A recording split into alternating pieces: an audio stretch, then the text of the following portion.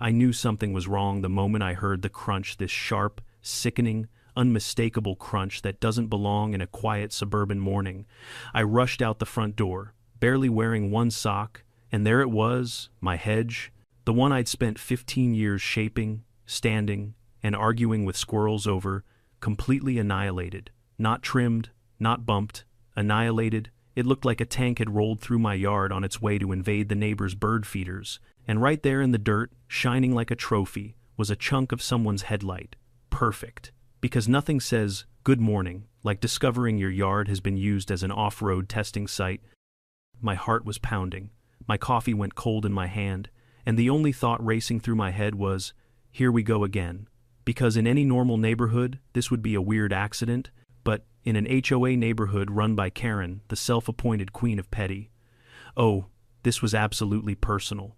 She wanted a fight, and unfortunately for her, that morning, she picked the wrong man to mess with. Before we dive in, drop your location and local time in the comments and, hey, if HOA chaos is your favorite kind of chaos, go ahead and subscribe. You'd think after finding my hedge flattened like a crime scene in a gardening horror movie, things would calm down.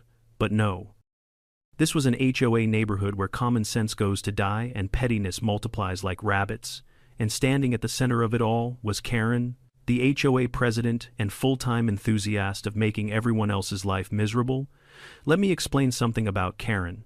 She's the kind of person who measures the height of your grass with a ruler and takes pictures of trash cans that linger at the curb for more than 8 minutes. A woman who genuinely believes her clipboard is a weapon of mass authority. She once fined a neighbor because his Halloween pumpkin expressed an emotionally threatening aura. I wish I were joking. So when my hedge got destroyed for the first time 2 weeks ago, I tried to be optimistic. Could have been a delivery truck, I told myself. Could have been a teenager learning to drive. But by the second time it happened, optimism packed its bags, called an Uber, and left. And by the third time, oh, I knew exactly what was going on. Karen had been nagging me about that hedge for months. Apparently it was non-compliant with HOA aesthetic standards, which, translated from Karen speak, meant, I personally don't like it, and therefore it must be destroyed. She hated that hedge like it owed her money. She once suggested I cut it down because it disrupts the visual harmony of the street. Meanwhile, she had a lawn flamingo so bright it could guide airplanes during fog. After the fourth incident, the glorious tank-level destruction I witnessed that morning, I marched back inside and decided to monitor my property like a paranoid raccoon. I set up my lawn chair on the porch, armed with a thermos of extra-strong coffee and a level of determination usually reserved for Olympic athletes. If someone wanted to keep playing bumper cars with my landscaping, they were going to have to do it while staring directly into my annoyed, middle-aged face. But here's the thing. Whoever was driving that mystery SUV had timing skills that would make a magician jealous. Every time I looked away, even briefly, something happened. I went inside to microwave my coffee. Bam. Fresh tire marks. I took a phone call. Bam. Hedge leaning like it had survived a hurricane. I once sneezed so hard I closed my eyes for 5 seconds, and I swear when I opened them again, the leaves were slightly more crooked. It was getting ridiculous. I even tried asking neighbors if they'd seen anything. No luck. Everyone suddenly became either blind or mute. Mr. Dawson pretended he didn't understand English, even though I've heard him yell at his TV every football season. Mrs. Morales said she didn't want to get involved in political matters, which was a strange way to describe my hedge being repeatedly murdered. And old Miss Henderson, who normally saw everything that moved within a 5-mile radius, just shook her head and whispered, "They come at odd hours, dear. Blink and they're gone." I asked. She just shuffled back inside like she'd said too much. Fantastic. My neighborhood now had a mysterious hedge assassin team, and nobody wanted to admit they existed. Meanwhile, Karen kept escalating her paper war.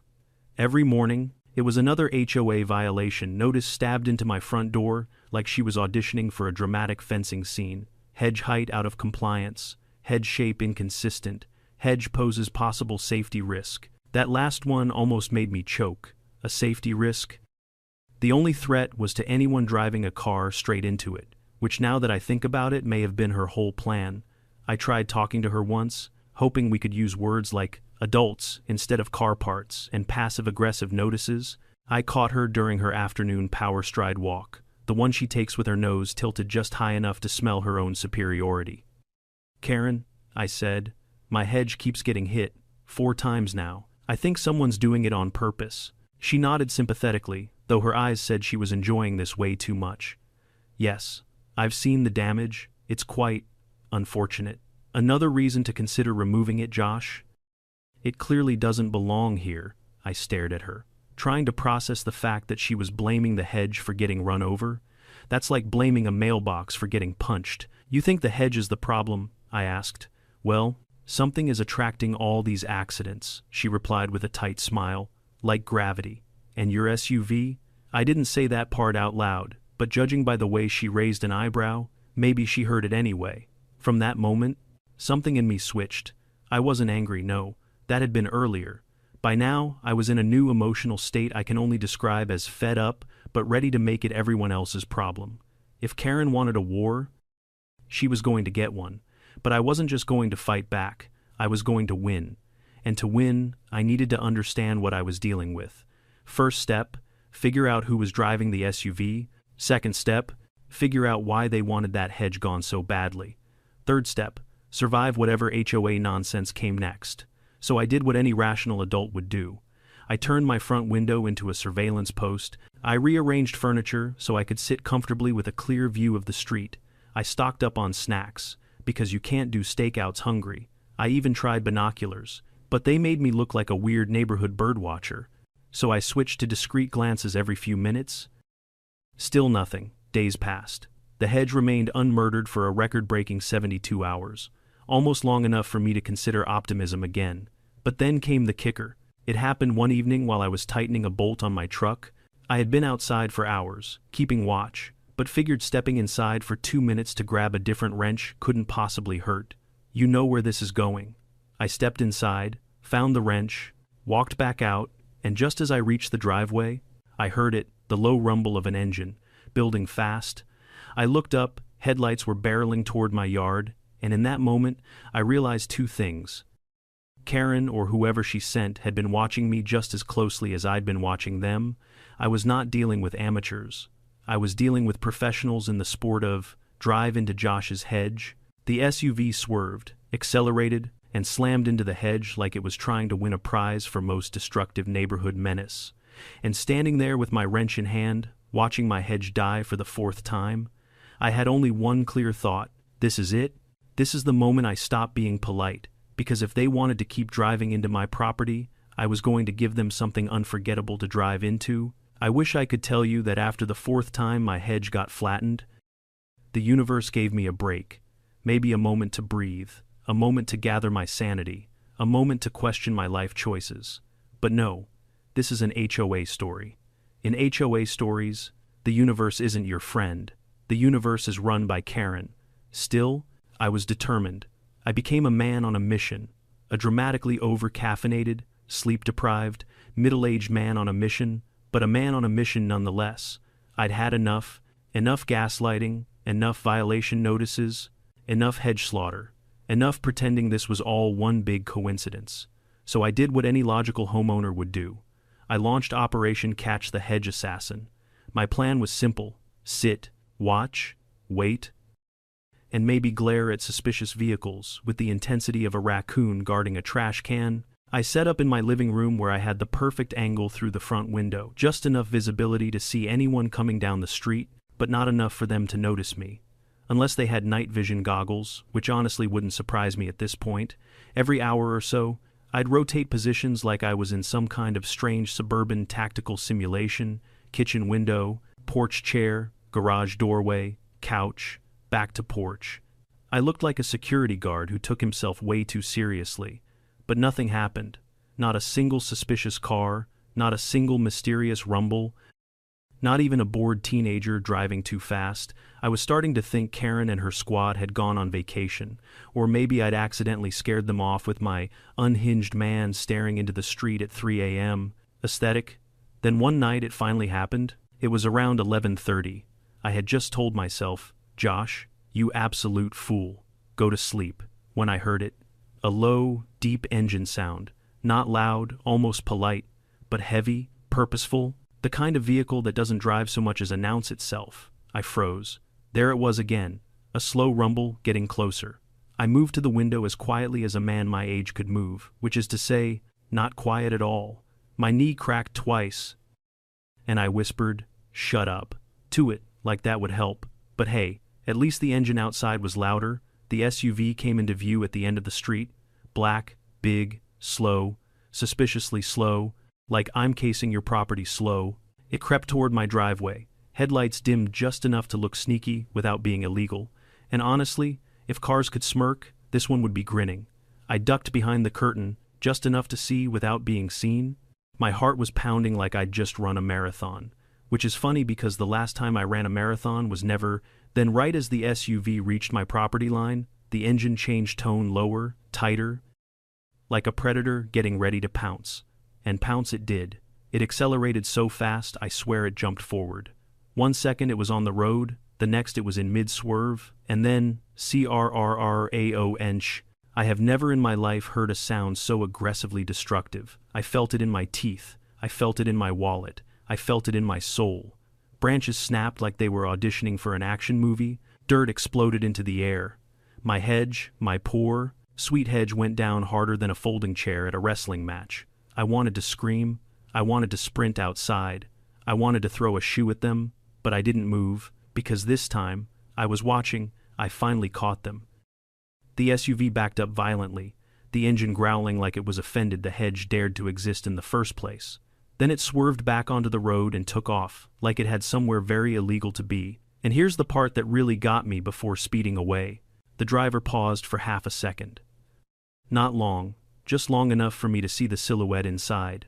A figure, broad shoulders, not Karen. A man driving the SUV, a man doing Karen's dirty work, which honestly tracked Karen didn't strike me as someone who would personally commit hedge slaughter.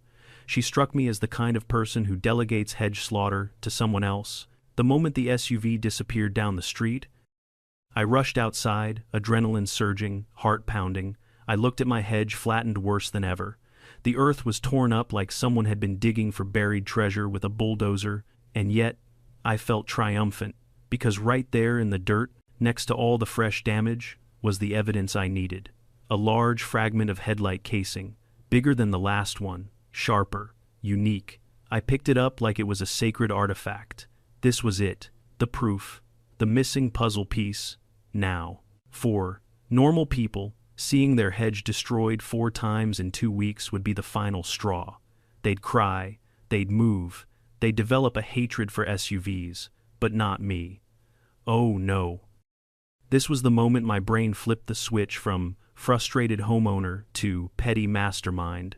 I walked inside, still holding the headlight piece, and sat at my kitchen table. I stared at it like it had insulted my mother. This means war, I whispered to myself, mostly because saying things out loud makes them feel more dramatic. I spent the next hour trying to piece together the timeline. They always came when I wasn't watching. They always struck suddenly. They always targeted the Hedge. Not the mailbox, not the lawn, not the walkway. Why? What was so terrifying about a 10-foot strip of shrubbery? I thought back to all my interactions with Karen, the forced smile, the passive-aggressive comments, the, Josh, hedges are terribly outdated speech she gave me in July. The time she suggested I beautify my home by embracing minimalism, which I now realize was just a fancy way of saying, cut down your hedge so I get what I want. She had been dropping hints for months, soft pressure, then notices, then escalating harassment, and now, a drive-by demolition spree. This wasn't about aesthetics. This wasn't about HOA pride. This was personal or strategic, maybe both. But the SUV attack wasn't even the part that kept me awake that night. No. What kept me awake was the man inside the vehicle. His silhouette, the shape of his shoulders, the way he handled the car like he'd done this before. Whoever he wasn't acting alone. He wasn't acting randomly. He was acting with purpose. And the only person with motive was Karen. The good news, she had no idea I'd finally seen them. And as I sat there in my dim kitchen, my mind began crafting a beautifully petty, perfectly legal, and extremely satisfying plan. If they wanted to keep ramming their SUV into my Hedge, I was going to make sure their next attempt ended very, very badly. Not for me, for them, People say revenge is a dish best served cold. Personally, I think revenge is a dish best served quietly, with a shovel, a flashlight, and a level of pettiness HOA presidents can only dream of. Because after watching that mystery SUV destroy my hedge for the 4th time, I didn't want justice, I wanted satisfaction. And satisfaction, for me, came in the form of one sentence. If they like driving into my hedge so much, let's make it interesting. I stood at my kitchen window with the headlight piece still in my hand, the way a detective in a crime movie holds the murder weapon, except instead of planning an arrest, I was planning what I now lovingly call Operation Surprise. Your SUV is now a pretzel. Step 1, gather supplies. Step 2, reinforce my hedge like it was about to go to war. Step 3, wait. Now, let me be clear, I wasn't trying to hurt anyone. I'm not a maniac. I just wanted the car to suffer, and if that car happened to belong to someone who had been repeatedly assaulting my landscaping like it owed them rent money, well, that's called karma, automotive karma. The next morning, I headed to the hardware store. I grabbed a bag of quick-set concrete, 4 steel rods, 2 landscaping stakes, strong enough to survive a tornado, and a pair of work gloves. The cashier gave me a look usually reserved for people who buy zip ties and shovels at midnight. "Big project," she asked. "You could say that," I replied, trying not to cackle. I drove home, smiling like a man who had lost his sanity but gained a purpose, and honestly, it felt great. That afternoon, once the nosy neighbors were inside watching daytime TV, and Karen was off doing whatever HOA presidents do when they're not harassing people, probably polishing her clipboard, I got to work. The key was subtlety. You don't build a trap out in the open. No, you build it like a suburban ninja. I started by pulling aside what was left of my hedge. It wasn't much, basically green confetti sprinkled across dirt, but it was enough to conceal what I needed to hide. I dug into the soil with a vengeance, muttering motivational phrases like, "This is for my sanity," and "Drive into this now, you lawn-destroying menace." Once the trench was deep enough, I planted the steel rods into the ground, angling them upward like fangs. Then I surrounded them with landscaping stones for extra reinforcement. I added concrete around the base to lock everything in place. If the SUV hit this again, it wasn't going to be pretty. I stood back, admiring my handiwork like Michelangelo staring at the Sistine Chapel, beautiful, deadly, petty, everything I wanted it to be. By the time I finished covering the whole thing with soil, bark, and what remained of the hedge, you couldn't tell anything had changed.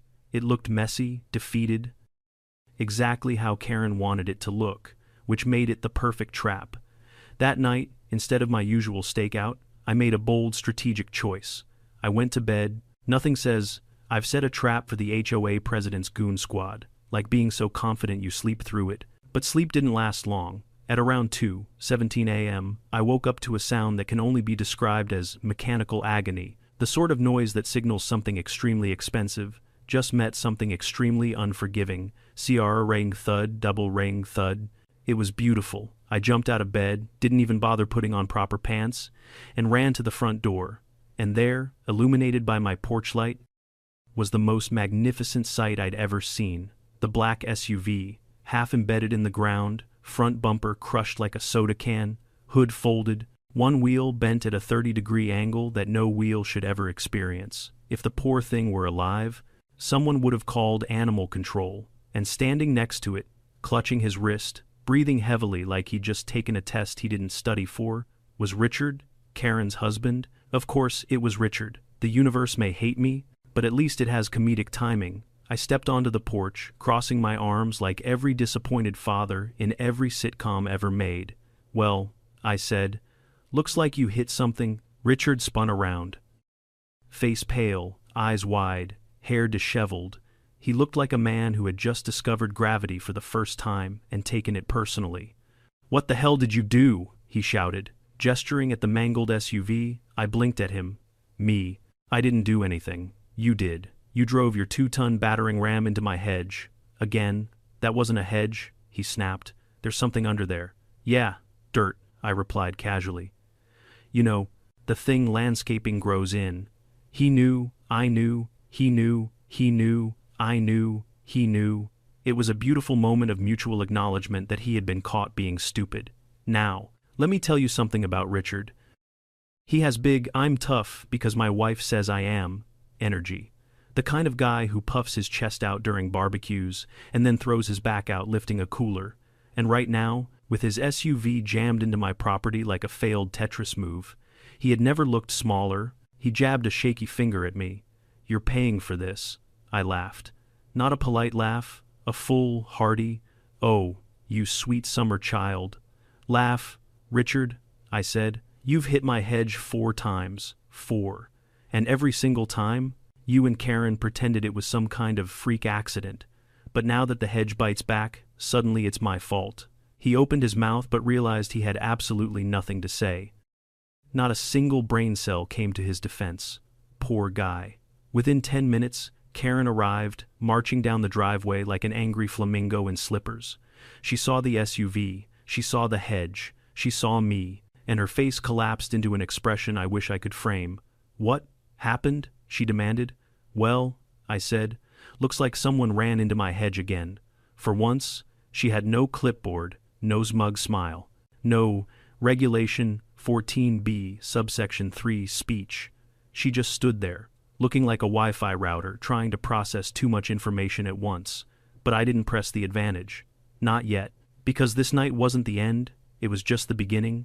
And as Richard fumed, Karen panicked, and the tow truck driver tried not to laugh while examining the remains of their SUV, I realized something important. Whoever was behind these hedge attacks wasn't just being petty. They were being deliberate, strategic, and careless enough to get caught, and now that I finally had evidence, I was ready for phase 2 of my plan. Find out why they wanted my hedge gone in the first place. Because this wasn't just HOA nonsense anymore. This was something bigger, and whatever it was, I was going to expose it. If you've never watched a grown man try to explain to his wife how he just totaled their SUV by driving into a hedge, let me tell you, it's a beautiful experience. Shakespeare wishes he wrote scenes like this. I stood there on my porch, arms folded, enjoying the show like it was premium cable. Karen was pacing back and forth, waving her hands in the air like she was conducting an orchestra made entirely of bad decisions. Richard, how did this happen? She screeched. Richard pointed at my yard like it owed him money. The hedge is booby-trapped. I almost clapped. Truly. The level of irony was exquisite. Booby-trapped, Karen repeated. Josh, is that true? I shrugged. Only if you consider having a solid foundation a trap. Maybe the car just wasn't expecting the hedge to fight back. The tow truck driver snorted, loudly. Now, a normal HOA president, if such a creature exists, would have taken a step back and reassessed the situation. Maybe asked if everyone was okay. Maybe wondered why a hedge was repeatedly hit. But Karen, no. Karen operated on an entirely different frequency.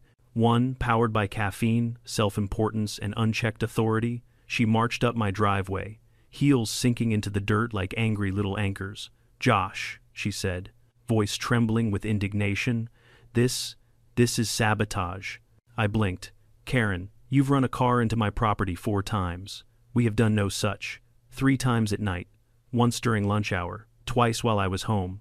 I mean, if you're going to deny it, at least put some effort into the lie. She froze. For the first time, I saw a crack in her perfect HOA armor. A split second where her eyes darted toward Richard, then back at me. Guilt, panic, the realization that she had absolutely no poker face, hard to tell.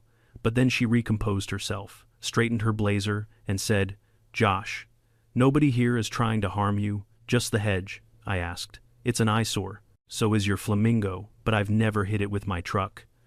The tow truck driver lost it again. Once the SUV was loaded and dragged away, looking like someone tried to fold it in half, the circus finally left my yard. I went back inside, poured myself a victory cup of coffee, and sat down with the headlight fragment like it was a sacred trophy. But even though watching Karen malfunction had been immensely satisfying, something felt off. Why go through all this trouble?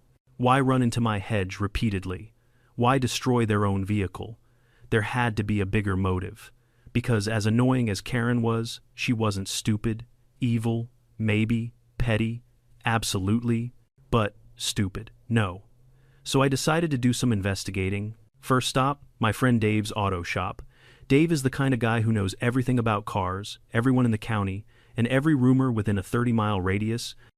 He's basically the Google of small-town mechanics. If Google also smelled like oil and barbecue, I walked into his shop, holding the headlight fragment in a plastic bag, like it was evidence in a crime show. Dave took one look at it and whistled. Damn. Josh, this is from a reinforced front-end SUV. Not your everyday soccer mom ride. This is the type of thing contractors, security guys, or paranoid millionaires drive. Paranoid millionaire? I muttered. That sounds about right. He chuckled. Funny thing, someone brought in a busted-up SUV earlier today. Same brand, same model, same kind of front-end damage. He leaned in. Guess who dropped it off? Who? Karen Douglas? I wasn't surprised, but the confirmation felt good. Like the universe handing me a gift basket labeled, "You were right. Congratulations. On your petty victory. Anything else?" I asked. Dave hesitated, which immediately meant yes. Well, he said slowly, I overheard her talking to someone on the phone, kept mentioning a guy named Langford, sounded heated. Something about deadlines, approvals, permits, and you. I froze. Me. Yeah. Something like, he won't budge, and we need that lot cleared. Didn't catch everything, but she didn't sound like she was talking about just a hedge. I thanked him, left the shop, and sat in my truck for a good minute, absorbing that information. Langford.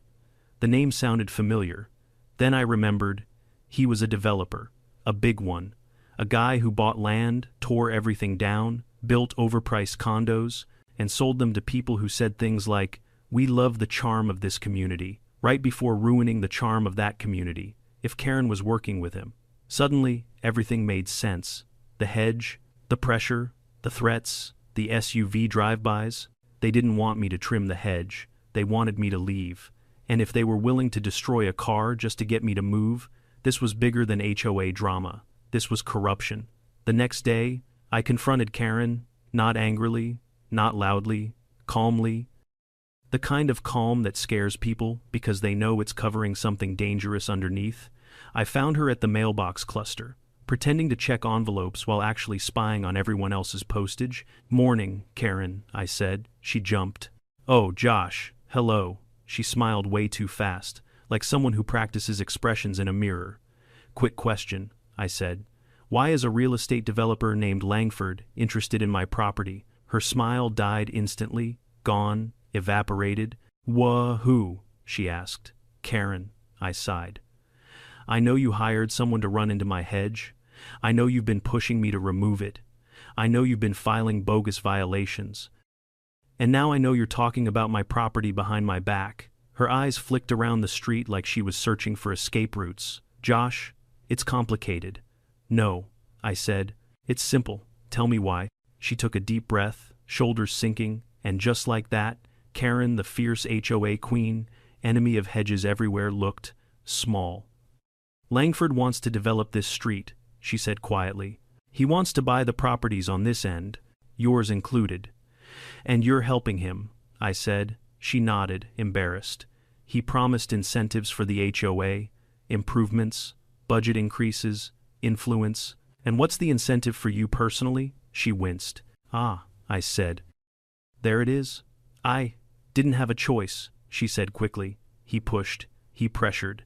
And then when you didn't agree to remove your hedge, he said to apply more pressure. I never thought he'd actually drive a car into my yard 4 times. I asked. She grimaced. "Yeah."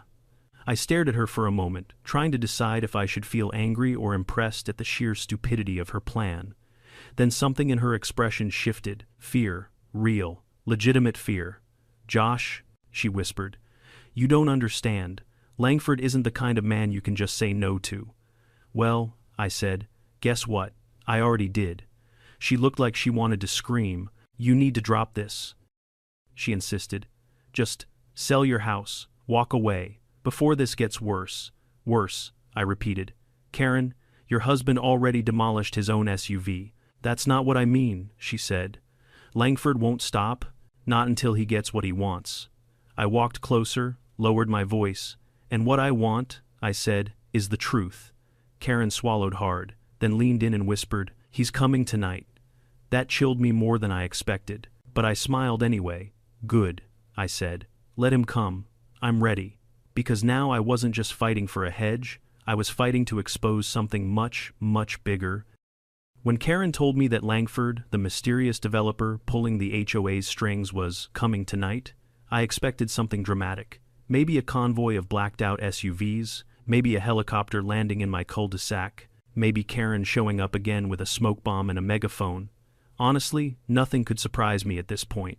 But what actually showed up was one guy in a suit at 9:47 p.m., no entourage, no theatrics, just a man who looked like he practiced saying, "I'm disappointed in you," in front of the mirror every night before bed.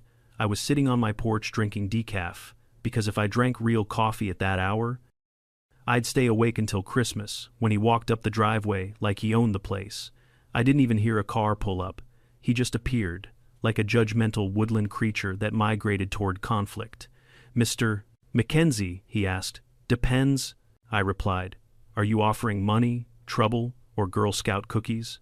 He didn't laugh, not even a courtesy smile. Tough crowd. "My name is Paul Langford," he said, extending a hand he clearly expected me to shake. I looked at the hand, then at him, then back at the hand. "Sorry," I said. "I don't shake hands with people whose cars keep ending up in my hedge."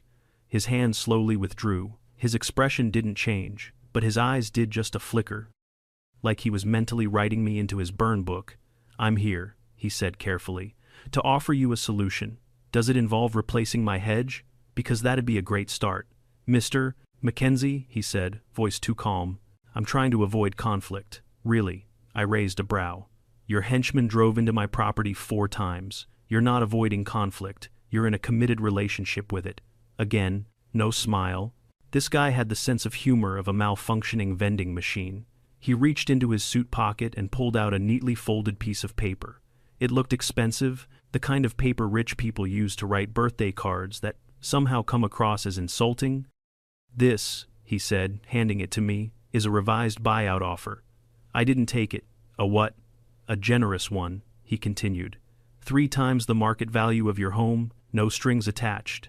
Ah, so that was the game? They weren't just trying to annoy me. They were trying to push me out, force me to sell, clear the way for development. I finally took the paper, not to read it, just to dramatically crumple it in my fist. "Not interested," I said. There was a 3-second pause where the entire atmosphere changed. His face didn't move, but the temperature dropped at least 7 degrees. If villains could do weather effects, this was his. "You should reconsider," he said softly. "Pretty sure I just did." He stepped closer. "Mr. Mackenzie, my associates and I would prefer to handle this peacefully, but if you continue resisting, things may become unpredictable." Unpredictable? The word hung in the air like a neon sign that read, "Threat, threat, this is a threat." I leaned forward. "Is this the part where you tell me to think about my future?" in a scary voice. A vein twitched in his forehead. He took a step back, smooth and controlled. "Sleep on it," he said. "This offer won't remain open long." And just like that, he walked away. No car, no sound, nothing. He disappeared between 2 houses like a ghost with a 401. I went inside, locked the door, and said out loud to my empty kitchen, "Well, that was fun. But here's the thing. I may make jokes, but I'm not stupid. When a developer with money, influence, and questionable decision-making shows up at your house, offering bribes and veiled threats, you don't just ignore it, you prepare." First, I checked my security cameras. All working, all recording, perfect. Then I backed up every clip of that SUV hitting my hedge. I saved footage of Karen's tirades, her bogus violation notices, and the moment Richard tried to blame my landscaping for attacking his vehicle like a feral animal.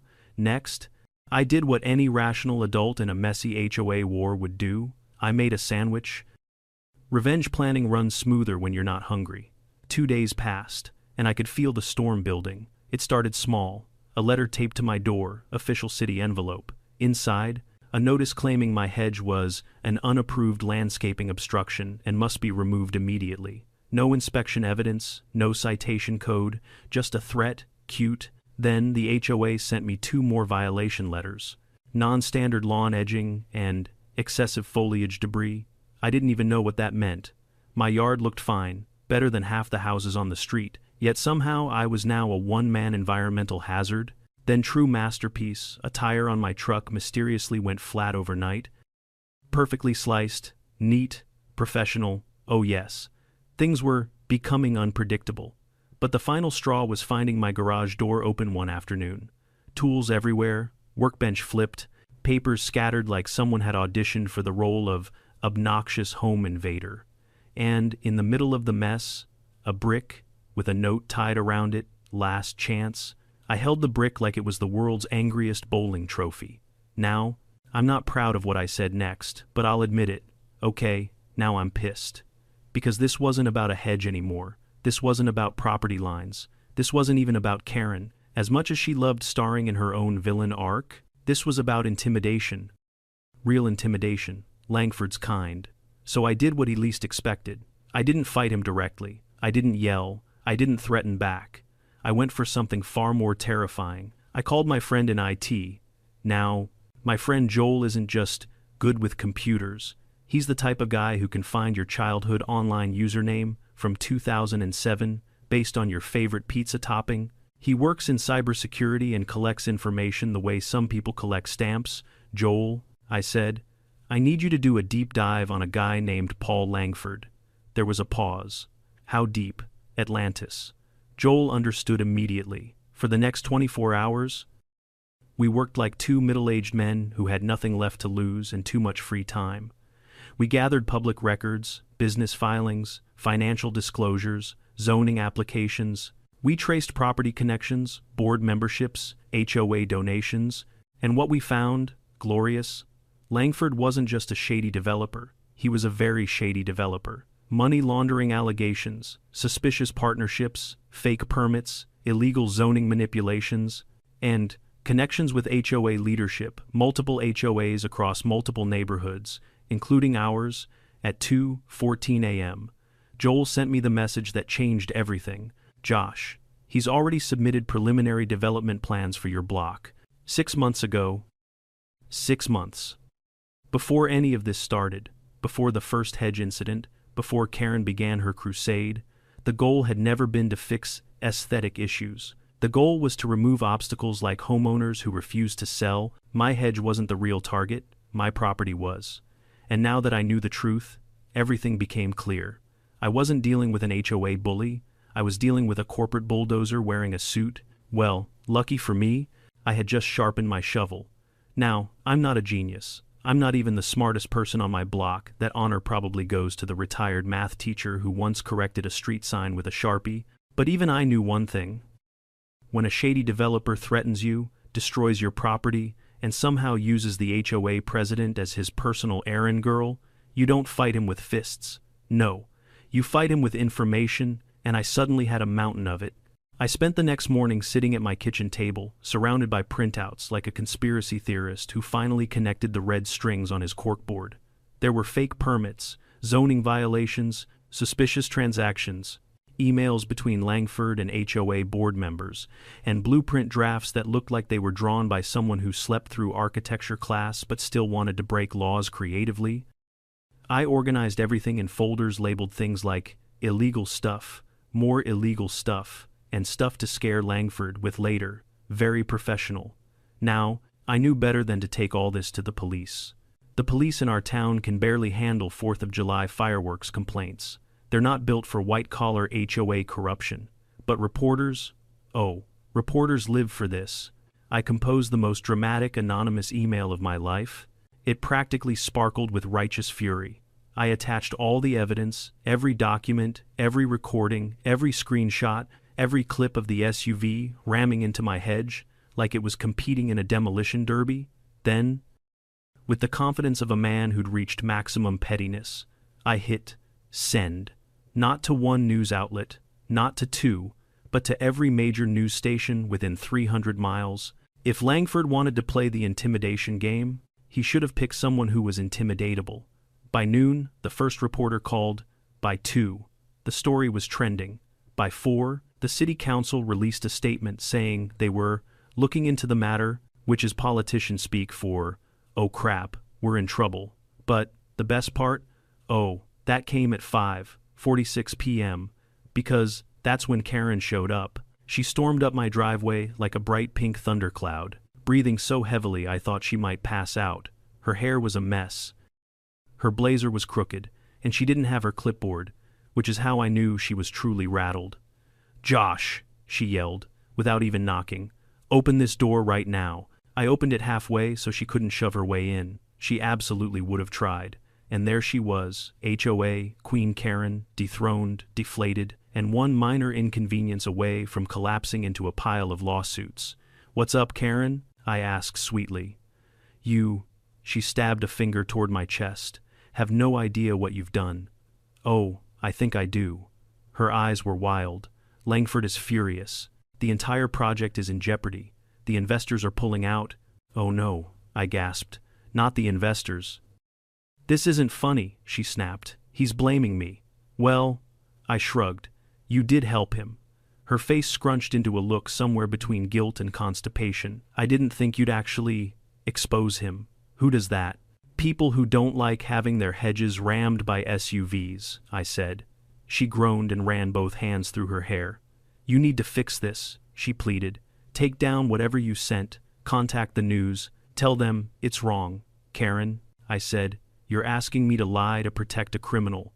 "He's not a criminal," she began, then caught herself mid-sentence. "Okay, he's technically a criminal, but no buts." Her shoulders slumped, her voice softened. "Josh, you don't understand. Langford isn't just some guy in a suit. He's persistent. That's one word for it. He doesn't forget things, he doesn't forgive things, he doesn't lose. And now, because of you, he's going to come after me." Ah, there it was, fear. For the first time since this whole ordeal started, Karen wasn't angry, she wasn't smug, she wasn't bossy, she was scared. And honestly, I almost felt bad for her. Almost. "Karen," I said gently, "I'm not the enemy here. You are the one who got involved with him. You let him pressure you, you let him use the HOA, and now you're realizing he's not the kind of guy you can just block on Facebook and move on from." She collapsed into the patio chair like someone unplugged her. "I didn't have a choice," she whispered. "He wanted the land.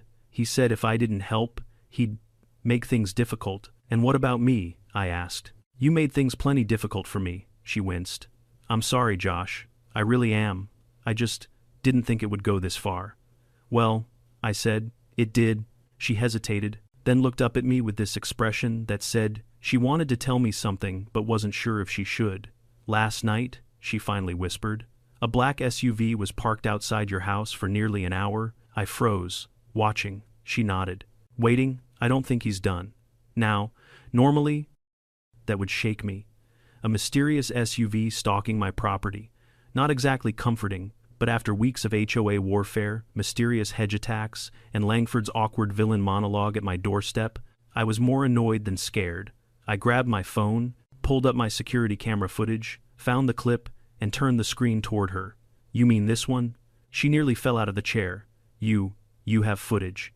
"Karen," I said, "I record everything. I'm a middle-aged man in an HOA neighborhood. This is my sport."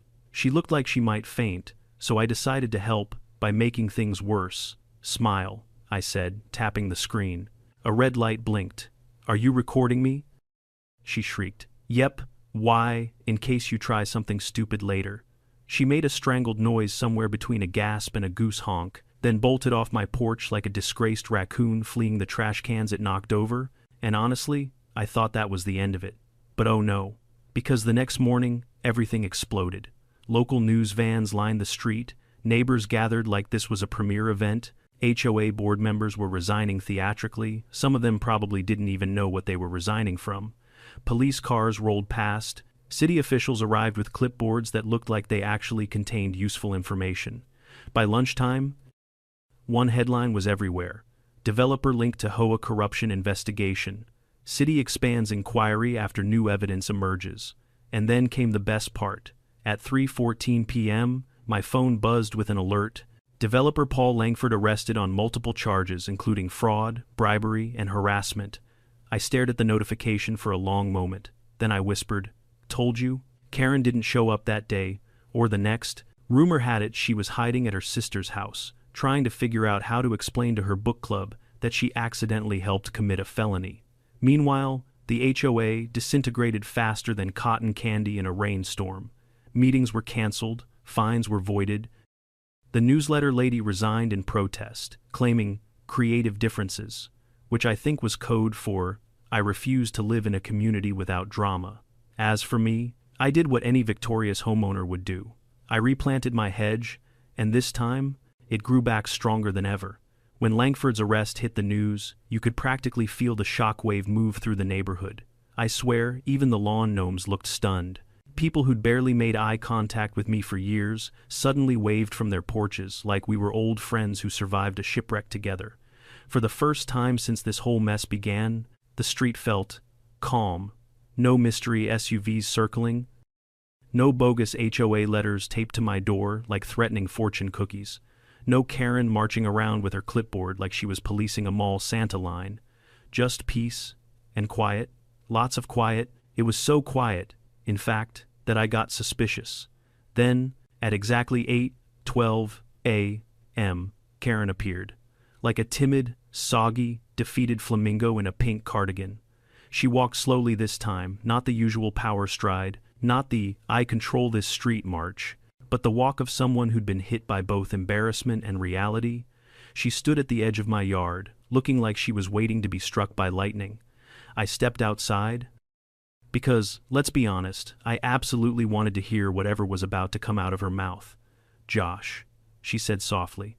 Well, I replied. The queen of the HOA emerges from the bunker. She didn't react. She just looked exhausted. Not dramatic, not angry, just drained, like someone who had finally run out of excuses, justifications, and caffeine. "I came to apologize," she said. "It was so unexpected that I looked around to check if this was a prank. Maybe the neighbors had hired actors. Maybe TV cameras were hidden in the bushes. Maybe this was one of those social experiments. But no, it was genuinely Karen." She took a deep breath. "What I did was wrong. All of it. I let Langford push me around. I let the HOA become something it wasn't supposed to be. And I made your life miserable because it was easier than standing up to him."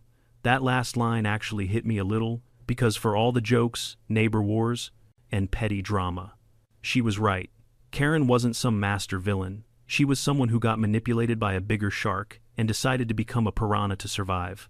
"Karen," I said, "you didn't just make my life miserable. You terrorized my hedge." She actually laughed, a small one, sad but real. "Yeah," she said, "I did." For a moment we stood there in a silence that was almost civil. Then she said, "They dissolved the HOA this morning. It's over." "Oh," I said, feigning shock.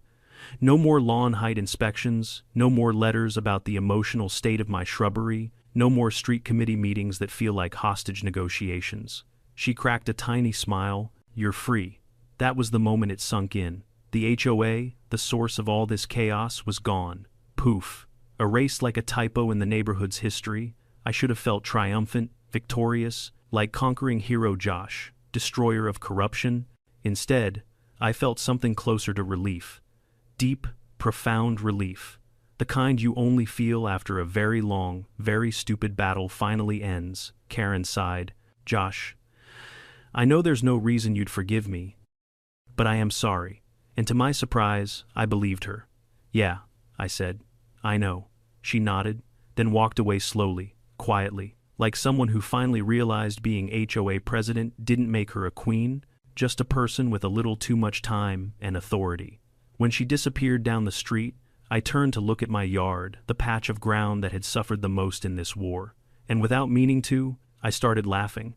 Because after everything, after the SUV attacks, after the nights of stakeouts, after the threats, the fines, the chaos, I was finally free to plant whatever I wanted, however I wanted, without Karen's commentary. So, naturally, I grabbed my gardening gloves. Rebuilding the hedge wasn't just about restoring plants. It was symbolic.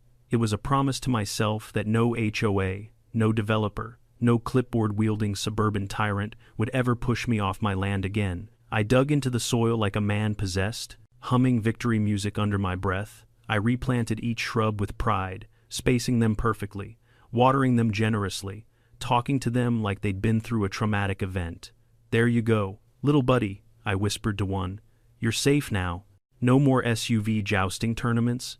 And, you know what? It actually felt good. Therapeutic, even. By late afternoon, the new hedge was standing tall, straight, green, beautiful, and free of tire marks. A miracle. As I admired my handiwork, my neighbor from across the street, Miss Henderson, shuffled over with her cane and her eternal wisdom. "Looks lovely," she said. "Hope it stays up longer than the last one. If another SUV hits this hedge," I said, "I'm moving to the forest." She nodded. "Probably safer there." That evening, something unexpected happened. For the first time in weeks, I slept peacefully. No engines revving, no crash noises, no suspicious shadows outside my window. The night was quiet, calm, and for the first time since this whole mess started completely uneventful, it was bliss. The next morning, I woke up, stepped outside, and saw a small card taped to my mailbox. My heart dropped for half a second. Old habits die hard, but it wasn't a violation notice. It was a handwritten apology.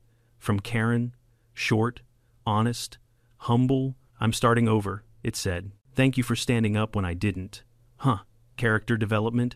Didn't expect that in this HOA saga. I pocketed the note, took a deep breath, and admired my hedge, perfect, untouched, thriving. And that's when it really hit me. I won. Not just the hedge war, not just the HOA showdown, not just the battle against Langford, the world's most boring villain. I won my home back. And there's no feeling quite like that. When you live in a neighborhood ruled by an out-of-control HOA, it's easy to feel powerless, like the rules are stacked against you, like someone else controls your peace, your home, your sanity. But here's the truth. Bullies, whether they're in fancy suits or holding clipboards, count on your silence. Stand up once, and they panic. Stand up twice, and they crumble. Expose them, and they disappear. This whole mess taught me something simple but powerful. You don't win by shouting. You win by documenting, by staying calm, by refusing to fold when someone tries to push you out of your own life. If you're watching this, tell me in the comments, has an HOA or neighbor ever pushed you too far? What happened? And hey, if you enjoy watching petty villains get exactly what they deserve, make sure to subscribe. Trust me, there are plenty more stories where this one came from.